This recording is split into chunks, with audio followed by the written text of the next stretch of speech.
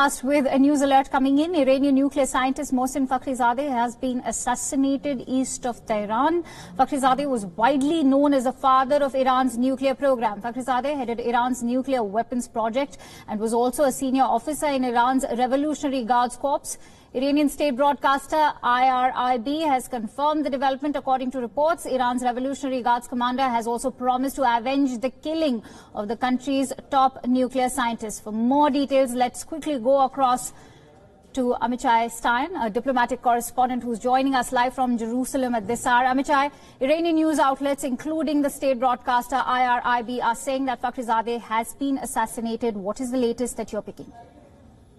So exactly like you said, all media outlets in Iran are confirming that Mohsen Fakhrizadeh, who is called the father of the Iranian nuclear bomb, has been assassinated eastern of Tehran. We know that he was some kind of explosive device was exploded next to his car, and then he was shot supposedly with his bodyguard in the scene. Now, Iranian media are not saying he was killed. They say he was assassinated. So we are still waiting for an official confirmation that he has died. But we do know there was an assassination against him. And let's say he's really the most top official in the Iranian nuclear program you can think of. Even at Prime Minister Netanyahu, when he unveiled 2 years ago the Iranian nuclear archive, which showed really the Iranian nuclear program, mentioned his name as the main figure in this atomic research and development in Iran regarding the nuclear bomb. So it's a very big news, this story, this assassination, and like you said, all media outlets in Iran are confirming it. Right. Amichai, Iran's Revolutionary Guards commander has said that they will avenge the killings of the scientists. What sort of international escalation are we currently looking at? So we heard this kind of threat in the past after other scientists were assassinated. So it's not new. Every attack against an Iranian nuclear facility that is alleged to be done by Israel or by the US, or a killing of Iranian nuclear scientists that is alleged by these countries, we are hearing threats from Iranian officials that they will avenge his death. So what we can expect, I think, in the next few days, maybe it's a much more high security in Israel. For example, delegations abroad. We are used to it from the past. That has happened in the past. So because the Iranians are blaming or will blame Israel in such kind of assassination,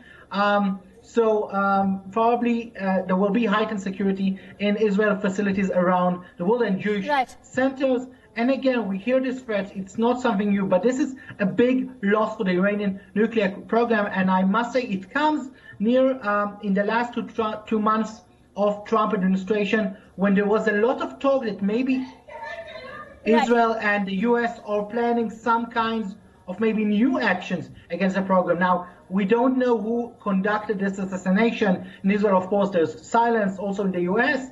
But again, there was a lot of talk recently that the US and Israel are planning, let's say, new things to target the Iranian nuclear program. This is a huge assassination that we're looking at for a man who was known as the father of Iran's nuclear program. Amichai, how significant was Fakhrizadeh to Iran's nuclear program? He is a part of the program, one of the fathers since the early 2000s. He was the head of the Ahmad program, which was the program that Iran that was called the Iranian Development for a Nuclear Bomb.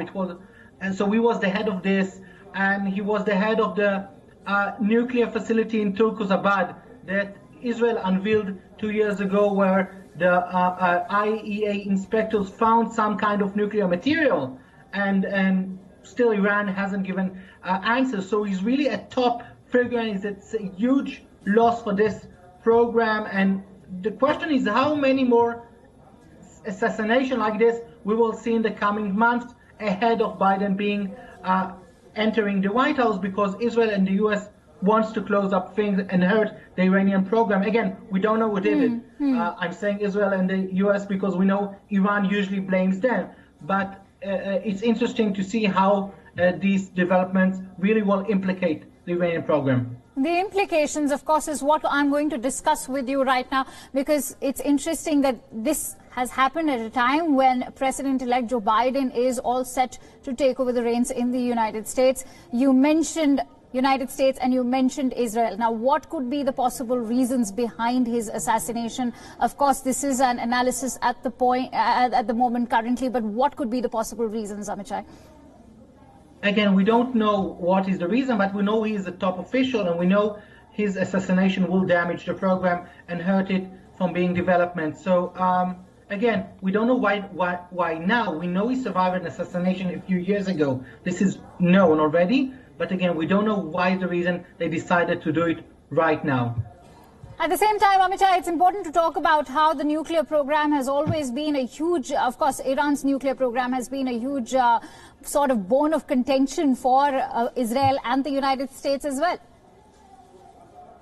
Yes, so the Iranian program is something that the Trump administration and the Israel administration really wants to hurt and don't want to allow them to progress. And again, when there is talk that maybe when Biden goes into the White House, he would like to renew some kind of a nuclear deal.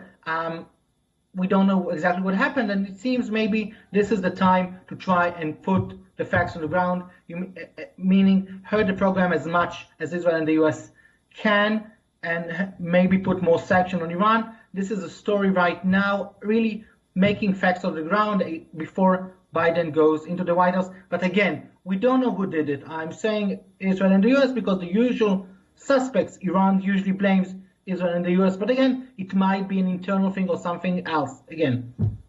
Right. You know, Fakhrizadeh was someone who was also talked about by the Israeli Prime Minister Netanyahu himself. Having said that, Amit Shai, how crucial has the nuclear program, as far as Iran's nuclear program is concerned, been for Israel and, of course, the Israeli Prime Minister himself?